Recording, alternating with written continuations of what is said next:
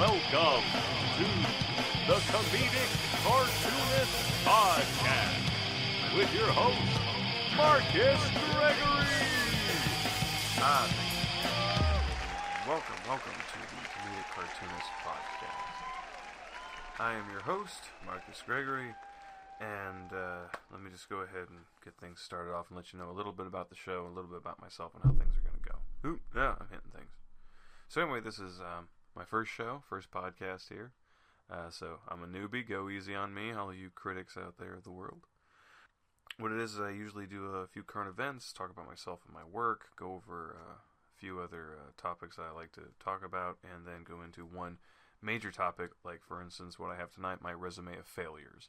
This basically kind of tells you what little qualifications I have to qualify me for doing this. So, let's go ahead and just get underway with a few things. Just so you know, this is my first show, and I've asked a few people out there what they would think, and so when I was trying to come up with a name, I got a few funny suggestions, so I'm just going to read these to you because this is just a heck of a way to start off the show. This is hilarious. So, just so you know, the Comedic Cartoonist Podcast is for mature audiences only, so I'm just going to set that out there. If you're not mature, please go back to playing Farmville or doing whatever it is the hell you were doing. But let me just go straight into some funny names that were suggested for this podcast. So here we go. Balls Deep Cartoons. Cartoon Dick for your ear pussy. Cartoon on my face. Ear rape bringing you cartoon comedy without your consent. That's the entire title. That whole thing. Cartoon comedy up the ass. Ink face cartoon comedy Bucake. Cartoon comedy The Money Shot. Cartoons all over your face. And lastly, the Cartoonist Shot. So, apparently people thought I was going to be talking about porn, but I'm not. I usually typically talk about comic books, comedy, and just a few fun current events. Just anything I kind of find interesting. My show, do what the hell I want. So let's get straight into it. Let's get into what's in the news. Alright, Tom Hiddleston, the actor we all know for playing the character Loki in the Thor movies and the Avengers. He actually was supposed to be in the Avengers 2. He had a cameo in Thor's dream sequence.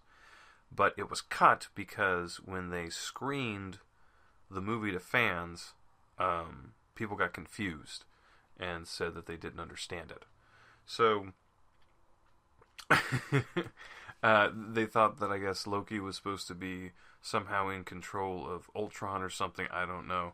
But somebody didn't get it, and it got cut.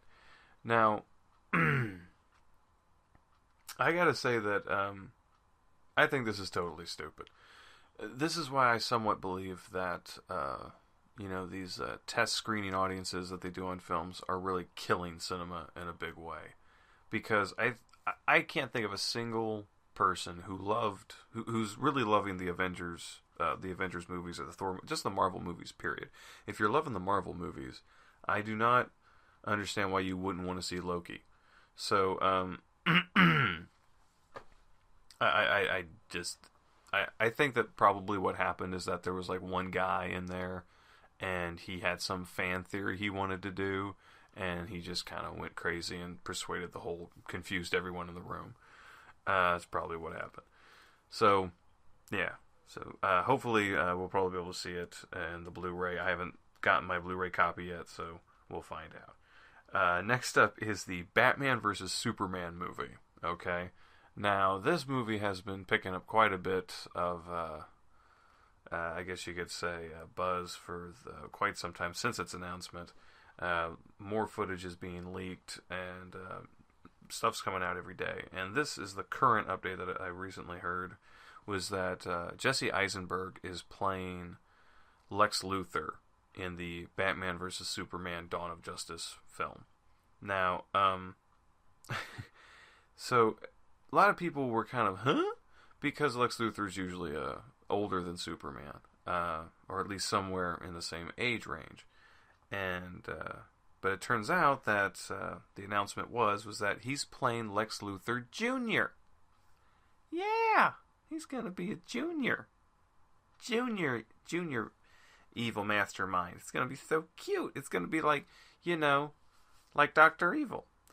So that's that one there. Next up, this is a great piece of news. I love this. Okay, so have you ever wanted to have Christmas at Hogwarts? Well, now you can. Warner Brothers Studios tour in London is now doing a Christmas dinner at the Hogwarts Hall, the Harry Potter Hogwarts Hall, and you can go in and you get a wand and everything, and you get to tour the sets and all this stuff, and you can have Christmas dinner there at where Harry Potter was filmed, because nothing says Christmas like witches and wizards.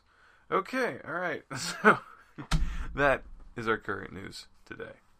All right, right now, since it's the first show, I'm just going to go ahead and go and tell you a little bit about myself. My name is Marcus Gregory. I was born and raised here in the United States, and I travel around a lot. Right now, I'm currently in the North Texas area. I tell jokes and try to do stand-up, and I draw cartoons. So right now, currently, what's happened is that I'm not able to get to the open mic nights, and I wanted to try and keep doing jokes and keeping keeping the blood flowing in it. So someone suggested podcasts, and I kind of jumped at the chance. I've been really wary of the internet. I don't have a Facebook, so that right there should tell you something about me. I dodged that bullet. I really don't. I mean, the NSA and the privacy things and selling your information. I just I didn't go that. I had a MySpace. I had one of those when that was cool. But so right now it's just I kind of went warily. I have a Tumblr page. That's what I did. You can go to the Comedic Cartoonist .tumblr.com, and I'll have my comic strips put up there. I'm just getting started, just so you know. So there's not a whole lot. So forgive me for that. Since I feel like this is almost like a job interview being the first show, I might as well give you some background on myself, some education. I have an associate's degree from a community college in theater, and which makes me unemployed.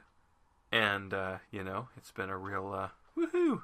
I mean, I've tried doing artistic things. I tried being in films and stuff, but everything just gets put in production hell, and you end up doing some films that you're not really proud of. And I'm not talking about porn. I'm just talking about really crappy short films. Just, what the hell was I thinking when I said okay to do that? Oh, God. That's going to haunt me. But I've worked plenty of Joe jobs. I've worked for Walmart and Target. I'd recommend Target. I have, for some of you that might be wondering, yes, I have worked for Walmart on Black Friday, and no, I don't like to talk about it. It's my Vietnam. Let me just put it that way. The only thing that I will tell people is this. When you see two old women beat the crap out of each other for a Game Boy Color, because that's how long ago I worked at Walmart, you really just kind of look at the world a little bit differently. And I think that's one thing that kind of reclined me back away from being online. I mean, just doing this right now is a little scary for me, but giving it a shot because I'm live in my office, so I don't have to worry about anything or anyone coming in or of that kind. I have had some funny jobs, like I've done car sales. I tried to sell cars. I wasn't very good at it, typically because I told people the truth. People would be like, "Is this the best deal I can get on this car?" I'd look at them and I'd say, nah, man, there's like a dealership an hour south of here. You'll save like $5,000, so, yeah, I got fired, yeah. I do have one story I tell about the car sales.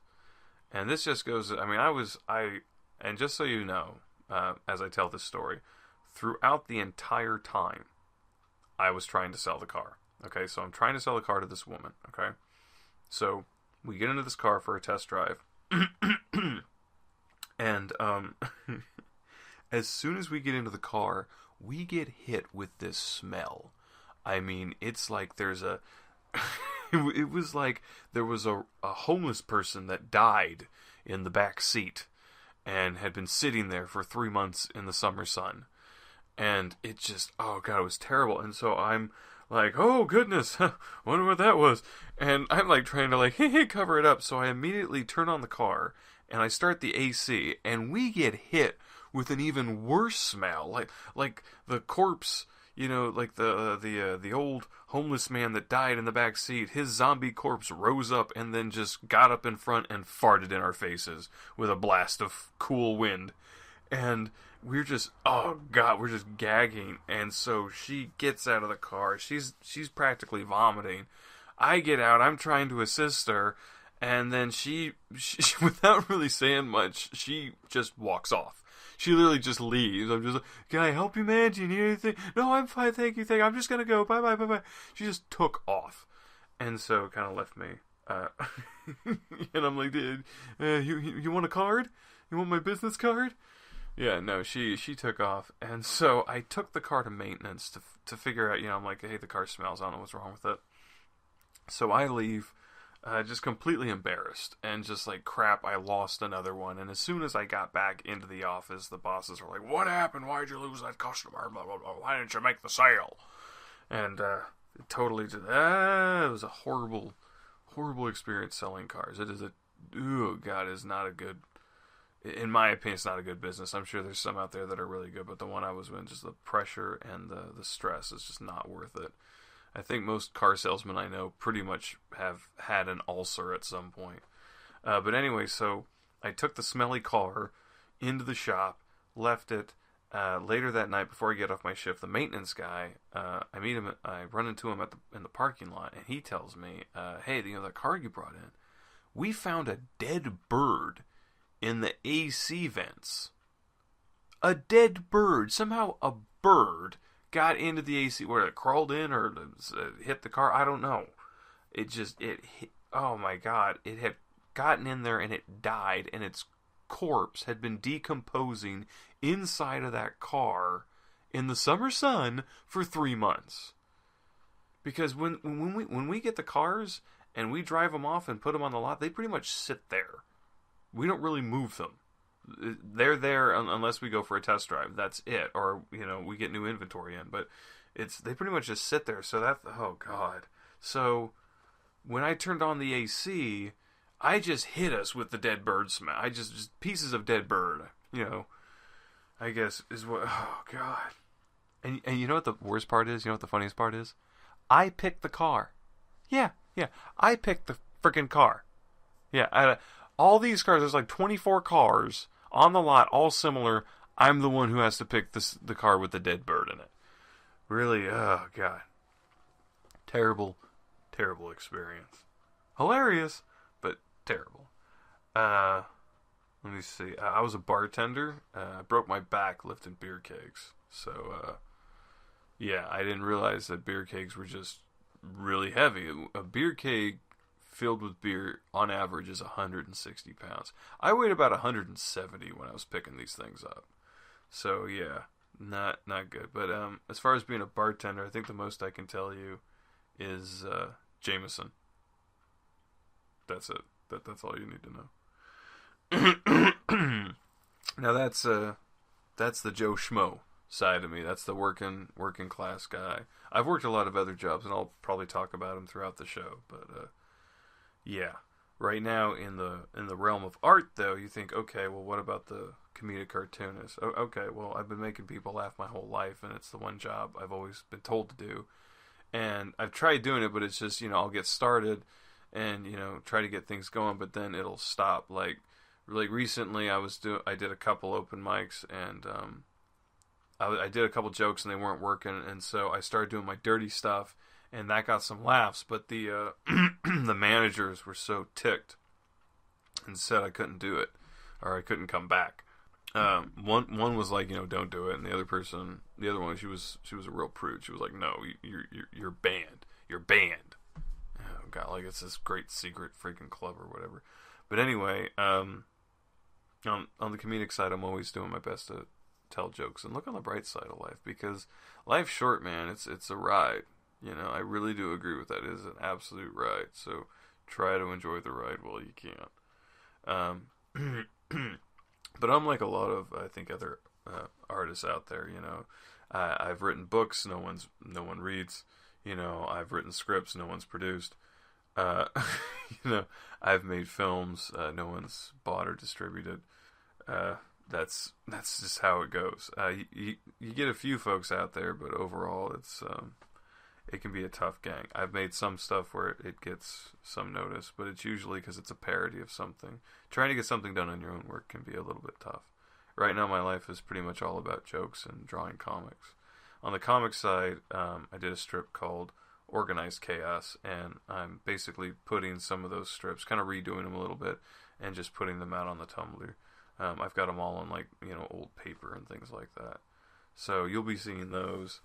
And then I've done things where I've taken my stuff out on the Comic-Con scene, so I'll be pulling stories from there. I've got a few things I actually do want to talk about, considering comic books and the folks that read them, and the folks that talk about them, and the folks that criticize them.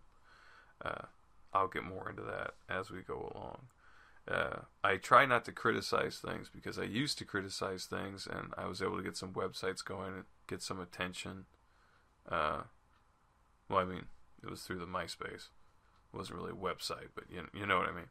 Anyway, so I've done that, but so I used to criticize movies, and but then I tried to make them, and that didn't work out too well. Yeah. Like I said, I've been in some movies I'm not proud of.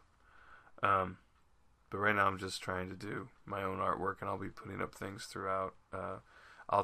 My failures and what I've done in film, those stories are to come. I don't want to try and do too much. I don't want to make a really long show. I want to try and keep it to 30 minutes. I don't want to take up too much of your time. I know some people do 45 minutes or an hour, but that's because they got some big celebrity of some kind. Right now you just got me. Sorry, but don't worry, I'm not too bad.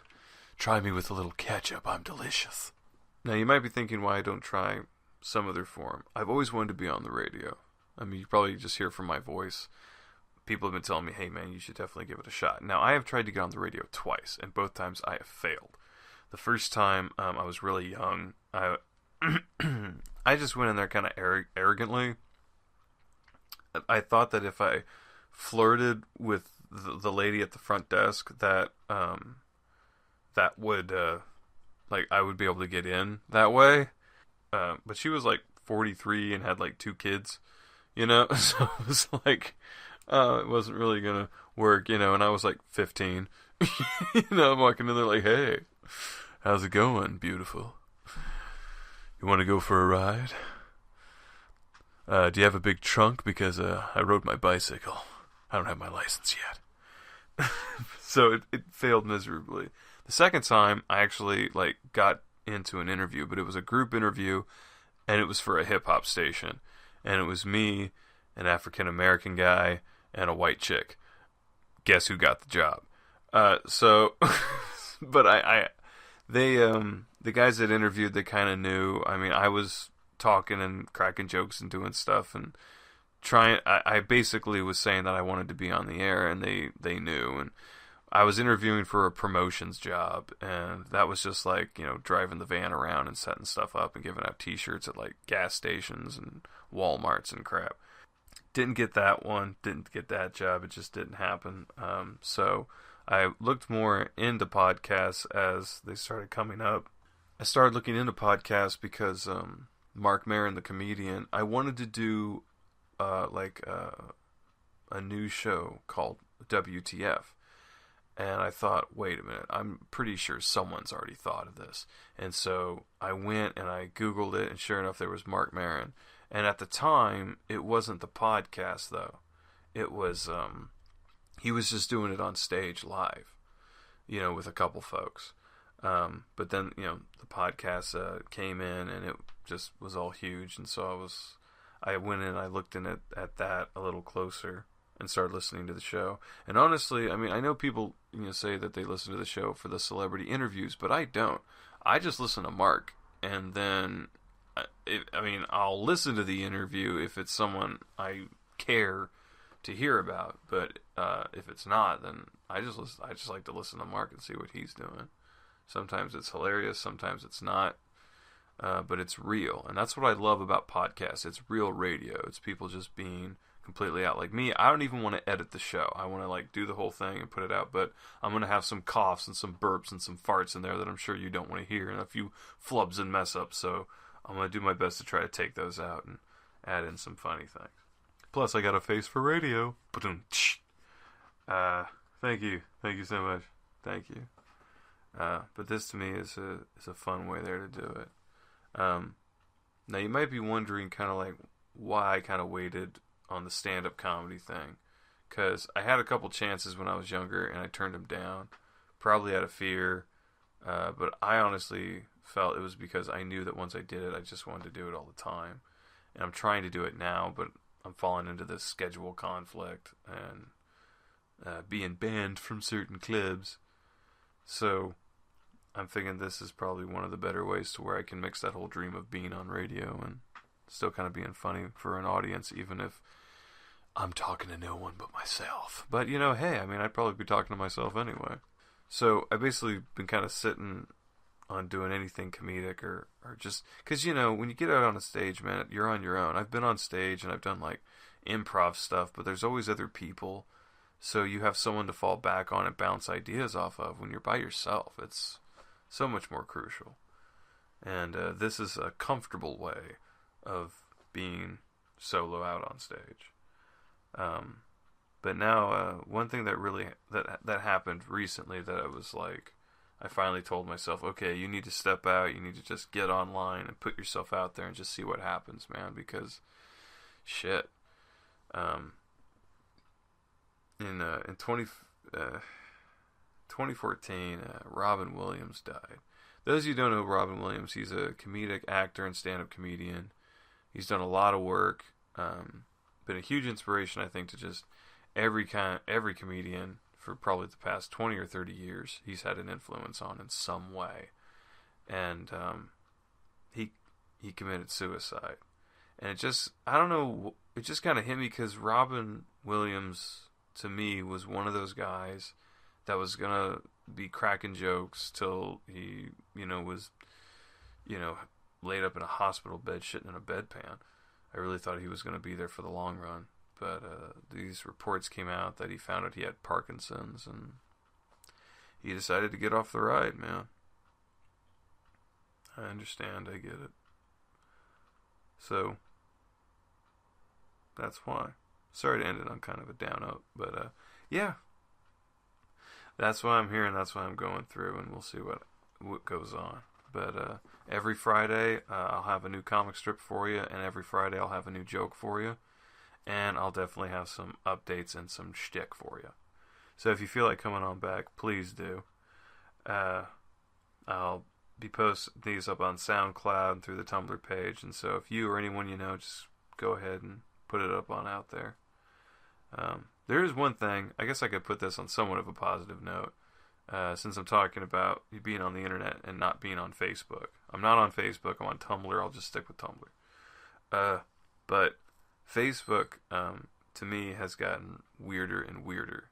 Every now and again, I'm tempted to go and look up on there and just check things out and see how it is. And I went on there one time, and I put in Orson Welles. And Orson Welles has a Facebook page. Orson Welles died in 1985. Why in the hell does he have a Facebook page? And why in the hell does he want me to like a picture of two cats dressed as Darth Vader? What the hell is this? Who put... What? Yeah. Okay, so yeah, I'm steering away from that because the dead Orson Welles wants me to like cat pictures. I'm sorry, that's just weird. It's weird to me. I'm not doing it. But overall, I'll be having plenty much more for you. Please join me next Friday where I'll be discussing the famed artist Bill Watterson, the creator of the comic strip Calvin and Hobbes. I'll be discussing that next week in episode 2. So please feel free to come and drop on by then. Thank you all very much for joining me. I'm going to go ahead and get some sleep. Have a good night.